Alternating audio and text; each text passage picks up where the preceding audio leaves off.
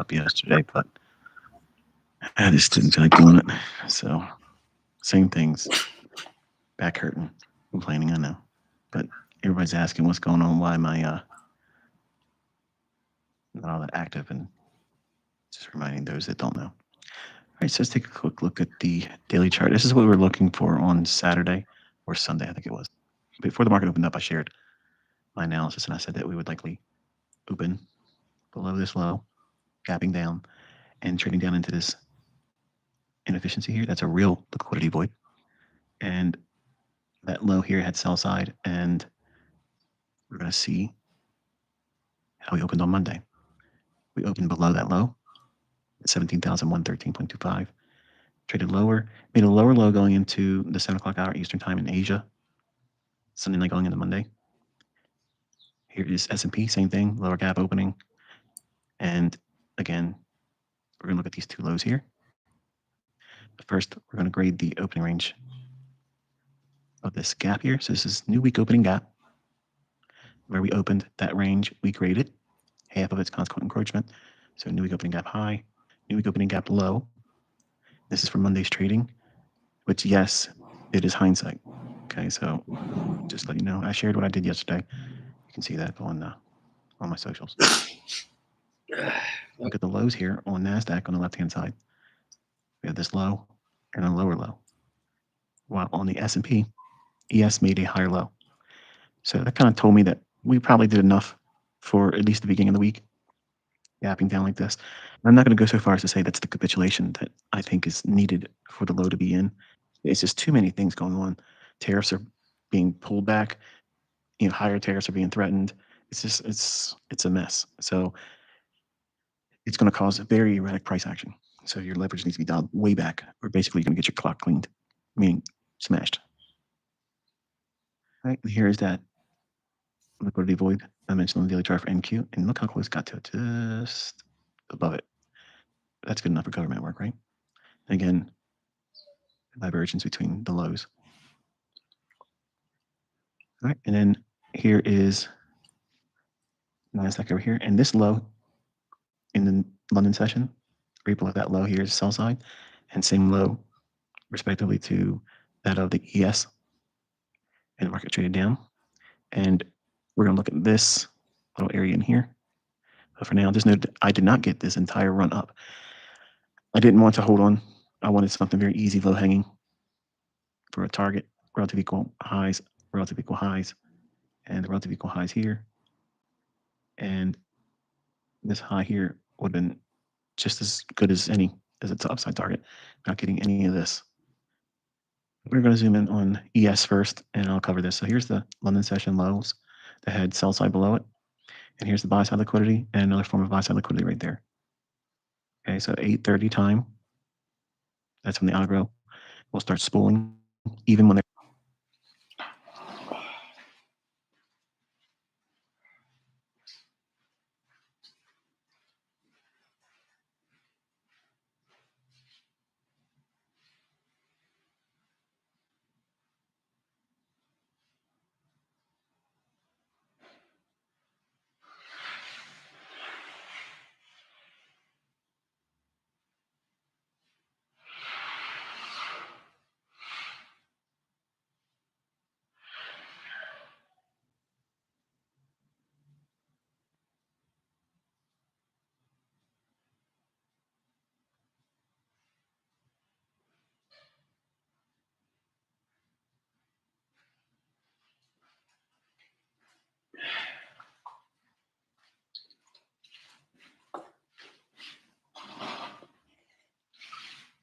there is no news, and we have that here.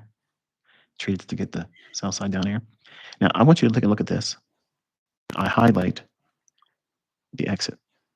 Okay, so that's why you see it highlighted down here. I'm hovering over top of this arrow, so that way the little exit arrow appears on the chart. So I got out at that buy side here, and I did not get any of the extra run, and it's okay. I was on my I wasn't watching ES or NQ. I can't trade futures, but I was on the NAS 100 CFD, and I can't zoom in here. Trading you.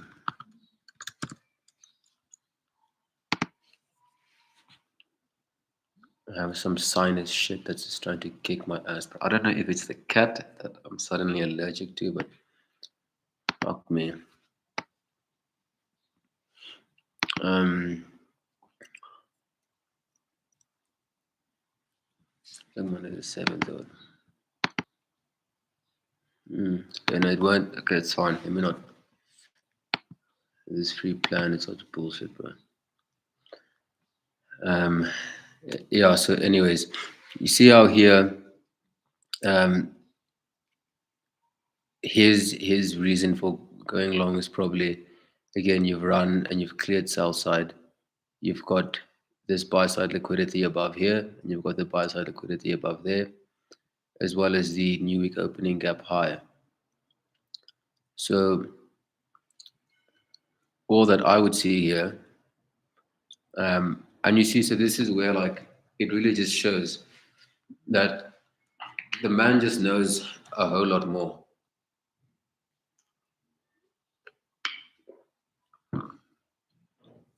Because you see prices, so after running the low, price closes past the consequent encroachment of this SIBI here, post 9:30.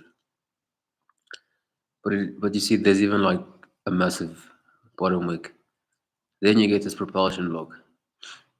Probably, I think the smartest thing would have probably been to he probably like timed the close just as it was about to close. He's like bet stayed within. I mean, it's a very low risk entry because think of it. If you're going along here, your stops are right below there. There's practically no spread, and you're doing a run way up here.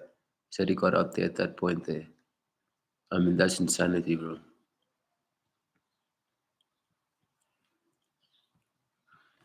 Hey, but you gotta respect it, man. Shit. Oh shit. Let me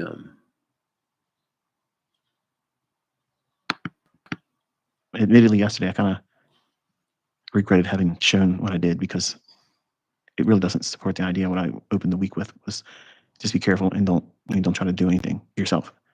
But I can't take it back once I release it and put it in social media. I don't ever delete anything. But I want to zoom in here and walk you through that little area here. So you can see this candlestick here, the down candle, and then the next candle here. That is the very first presented fair value gap of 9:30 to 10 opening range on Monday. So this, and we took out the sell side at the London lows when price was in this area here. I felt that it was warranted to make a run for the buy side here. Again, I'm hovering over that candle exit arrow so that way you can see that's where I exited at and the price matches that there. And not market replay. Besides, I showed the actual closing of the position, so I'm not sure what else I could do. We're going to zoom in on the NASDAQ now, the sell side, taken here, the buy side liquidity, and I'm hovering over that arrow to show you I got out above those relative equalize. And no, I did not capture any of this move here, and I'm okay with that. But let's zoom in here. I want to teach you something in regards to the first result everybody got. So this is the structure here. We have original consolidation, buy side, market's tanking. It went lower. Early on in the session on Sunday, we had SMT. Yeah, also what I had known was fuck, I need a back massage. That shit would be so nice. Will this thing let me zoom, man? Divergence that never got canceled out. So it's set the stage for the lows that were formed in a. Sorry, so it's if you look in this mix here and this candles, I saw it when I went to the futures contract. Obviously, I only have the delayed data. Sucks ass. So I couldn't watch it real time. But I saw this made a BPR, an inversion. So it would have justified then an entry. Or say if it does so, then you wait for that second candle to close. And if it closes within the gap, then that third one, then you buy that one. But you see, so on NASDAQ, he bought the third candle, but on ES, he had bought the second. But what I'm also hoping to learn this video is technically that's the first presented fair value gap that forms. Like, why does he use this one? So yeah, let's see. Asia on Sunday night, those are the weekly lows, and we can start looking for sell side to be taken, and then reject that and start to look for buy side. Not because we're trying to pick a low, not because I think a low is in. It's just they put an extreme gap, which is what I outlined on Sunday before the market even opened up. So having that expectation of, I'm saying Sunday, aren't I? Yeah, it was Saturday. I put the video up, and then I did a Sunday shotgun X space. So that's what's confusing. I'm a little tired, but the analysis I gave on Saturday and on YouTube, and then I gave a 2.5 hour cheerleading session on X in the form of a space. But we had such a large gap lower, all expected on Saturday and handed to you before it happened. The market tanked and took out the London lows during the opening range. So here's opening range 930, and then trades down into 945, 946, 947. And then this was the first positive fair value gap. Now, I know some of you think that it's this one. Now, Exactly. why is this not a valid first positive fair value gap? You ready? This is your opportunity to pause the video and think about the differences between what I just showed as mine and that one.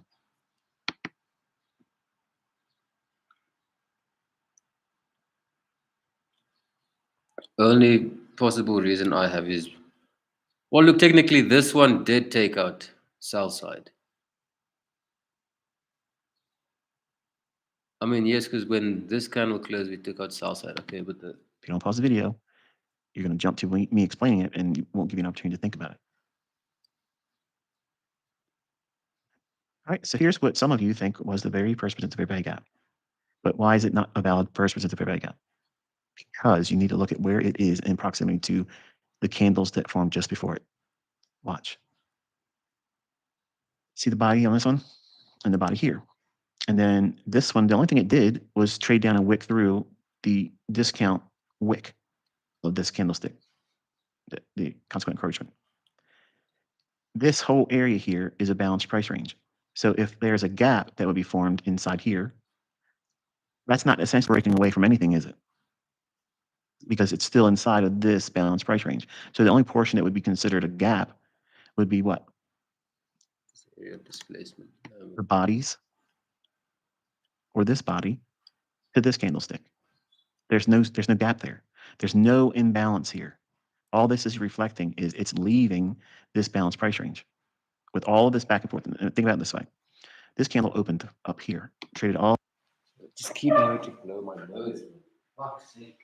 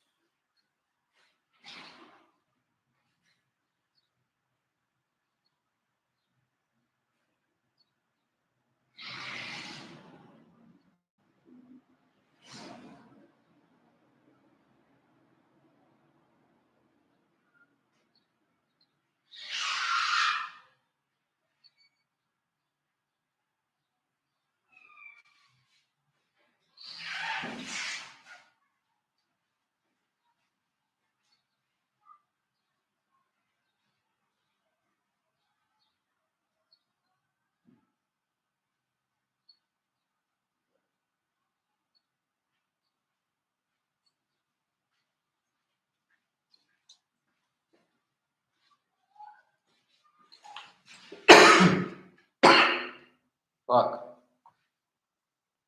Coughed out my fucking gum. Wunderbar.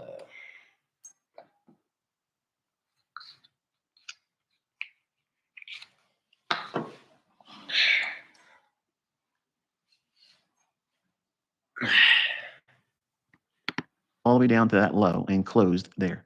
The next candle opens exactly where the previous candle closed. Then it trades up. And then the next candle, we open here, do a little bit of movement up, and then trade down to that low, and we stop here. We've had range delivered here in the majority of what this would be viewed as a fair value gap with these candlesticks. And this one went lower. So it's not accurate to call this an inefficiency. It's not. It's part of this larger range that's been traded back and forth. And then we get this candlestick here. See, these are those those ICT gems, just because I've seen a challenge, a YouTube channel called it. I mean, okay, wait, I'll finish the video. This is actually a gap from this low to that low. So look, it's not. It's part of this larger range that's been traded back and forth.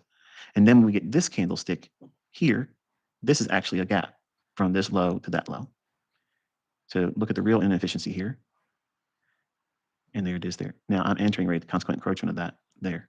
So there's the difference. Hope you found insightful. Until I'll talk to you next time. Be safe.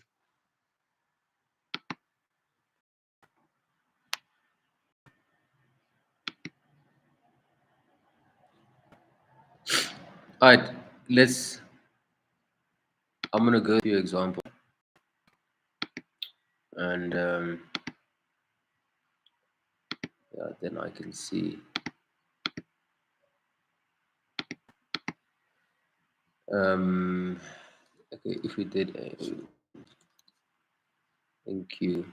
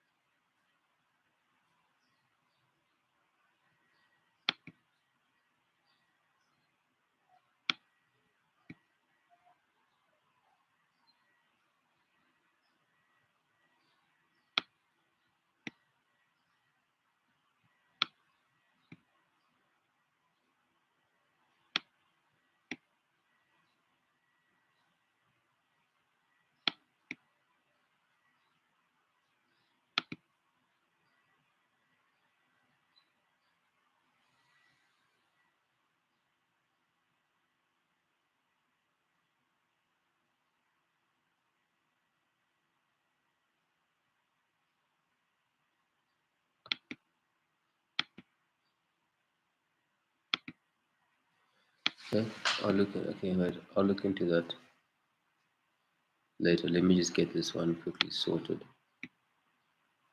Yo, see how this thing is just. This computer is not capable of actually doing the whole live stream thing because it absolutely dies. Like you see how the screen is stuttering like this. Fucking hell, bro.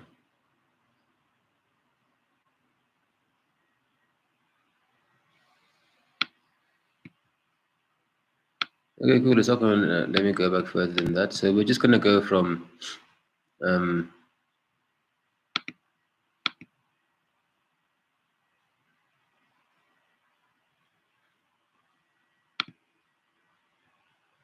okay, fuck it. Let's make my life easy, bro. Go to Tuesday.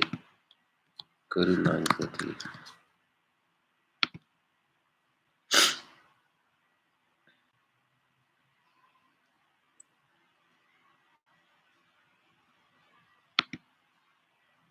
So we see, right, so this is the new day. Sorry, so this is that opening range gap here. And that is 9:30 and close. So cool. Aye, for fuck's sake, man. Oh.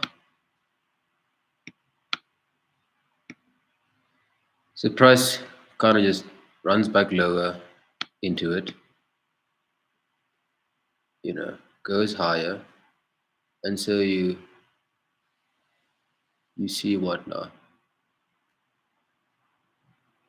If we're talking about back and forth price action, the only real balanced area would be this because we've traded up higher here, and then this kind of opened here, then traded lower, then traded higher. So you kind of believe this zone to be a balanced price range. I would consider this as a first presented fair value gap over here.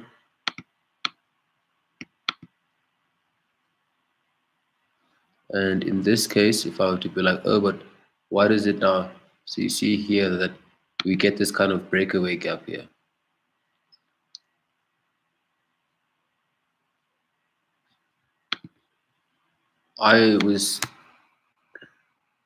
See that there? The one thing that I discovered because ICT kept talking about breakaway gaps, but the gaps kept fucking forming.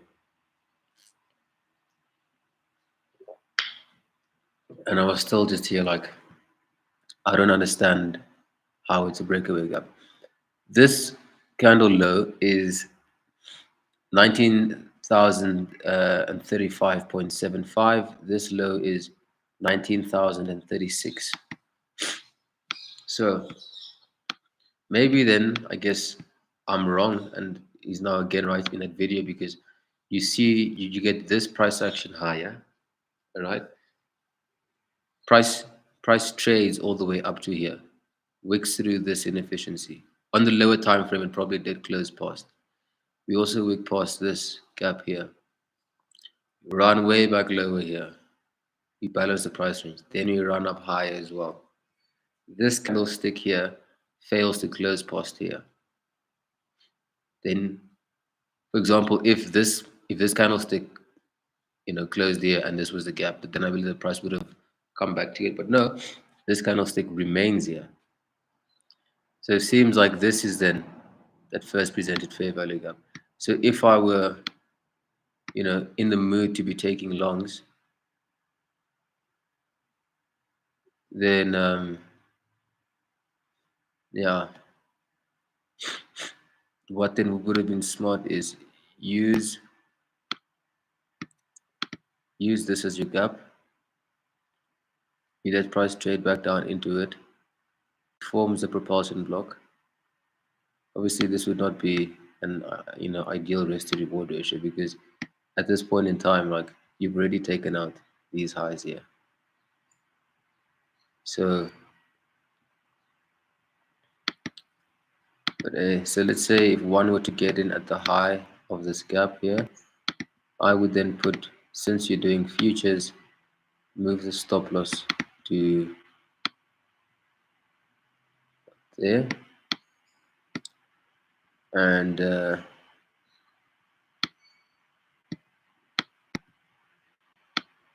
you would have been up a maximum of 3R. If you partialed out first, I first take off at 1.5, and then I move my stop loss to break even, and then once you clear the 1.5 hour highs, you take off one again, and once you run those highs, you take off one again, and then eventually whatever is left usually gets stopped at break even.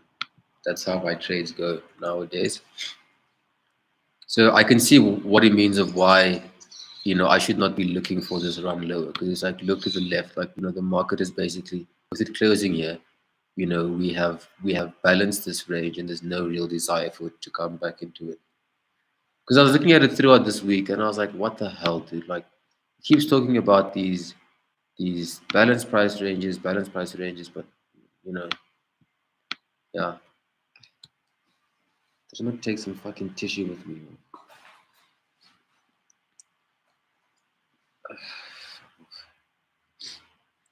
Okay, and then you get the 9:30 open again. Now on this day, we had seriously gapped lower. It's a massive, massive fucking drop here. Right, and again, blowing of the nose.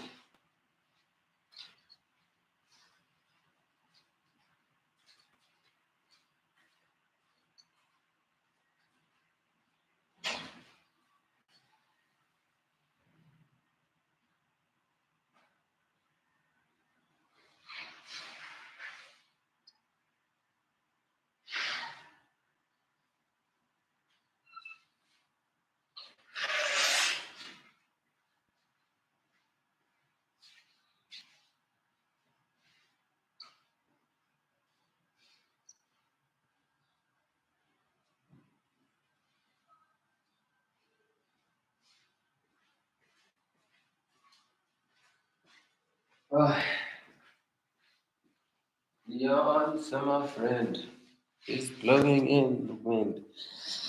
The answer is blowing in the wind. So, when the gaps are this massive, I was told over 120 points. This gap is over 1,300.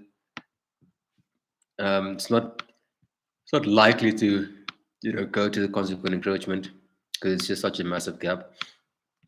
So you wait here, you get your 930 open, you're looking at your ranges, like your price ranges. So market trades up, trades back lower, then trades higher.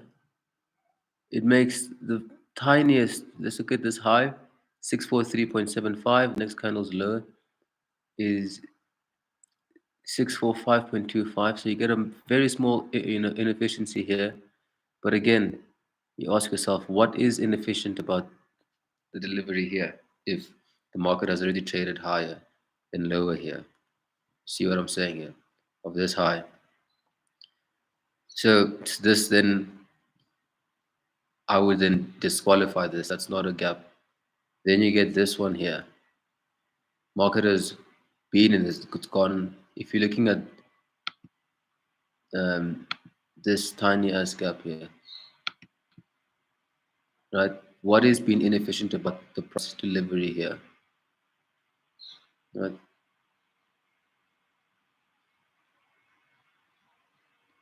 Then you wait, market then makes another gap. Then you look at this fair value gap, and you just compare. If you were to always look left, right? Once this gap closes, yeah, I mean, again, it's a much larger fair value gap,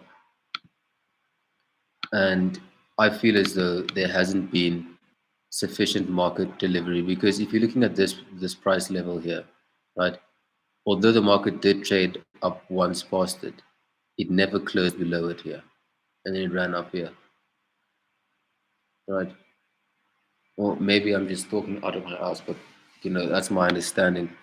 So then this fair value gap here, if you wanted to then take another conservative trade, you get long in there because you have one fair value gap above. You can put your stop loss above it, and you're first doing the initial partial out at 1.5 R. Stops go to break even, and then when see how the market makes a low. When it takes a new low here, then you would have partialed out again, then at 2.17. Then your next partialing out point would have been if then this low got taken out. But as you can see, then after running this low and reaching for further 2.8 R, then you get stopped out on this run here. So not bad. Could have walked away with about 2R, which I think is very good. Then you'd go to Thursday, and again you're kind of just looking for the same thing. So you get this fair value gap that forms here. But remember, the first presented fair value gap, from my understanding, it can't include the 930 candle. So let's look at what happens here. Trades lower, and this is the first. So we first make this gap here. Again, what is inefficient about its delivery? Then you make this pussy.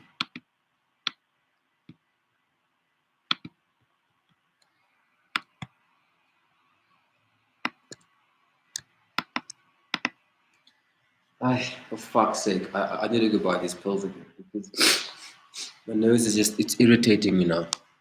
Now in this case here, now it's not even a case of the fair value gap didn't break structure. I mean, it does break structure. But if you look at 930, opening over here,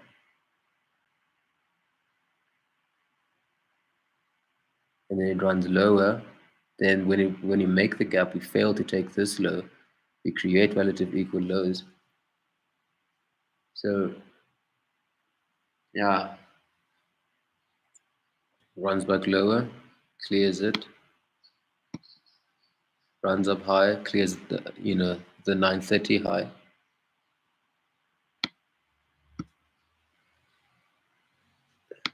So obviously this is on regular trading hours, so it's showing the previous day.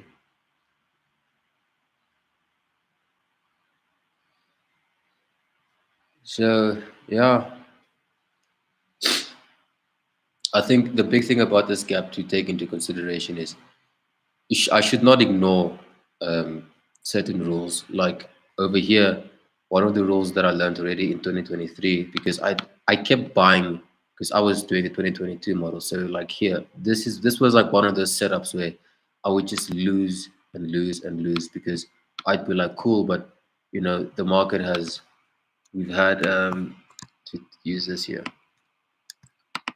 I'll be like, yeah, but this was the lowest point in the market. This was the most recent high before it.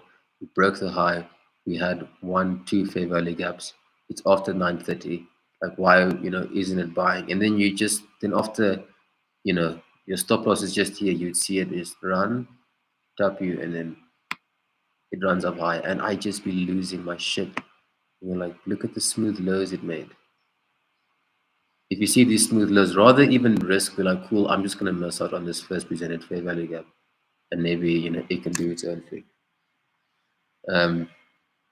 Because technically, the first presented fair value gap here, it does do its job because you get a close past the consequent encroachment here on this candle, which is your first sign of this is going to be an inversion fair value gap. And it's only an inversion fair value gap until this low gets traded to initially, or that I can enter from. So if you wanted to then, boom, you short here, your stops are above, right? And because the inversion is 1, 2, 3 candles, you never want to see a price close past it, because once you close past that level, then you know that this is no longer. Also, yeah, that's where the hard stop normally is. So if you're looking at two sides of the same coin or something like that, if you just got short at that open, and there's that, and you're looking for the sell side here, 1.5. Oh, my nose. Fuck. Anyways, I have to go to work. But yeah, monitoring the close past the consequent encroachment of these fair value gaps is very, very crucial. For example here, although yes, this is not a first presented fair value gap, note when price does,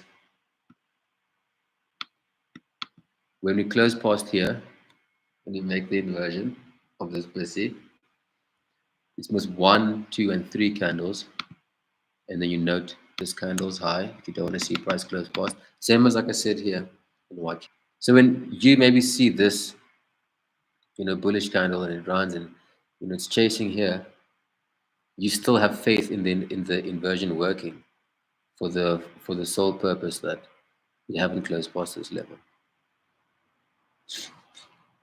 Anyways, I'll call it a day. Time to go slave away.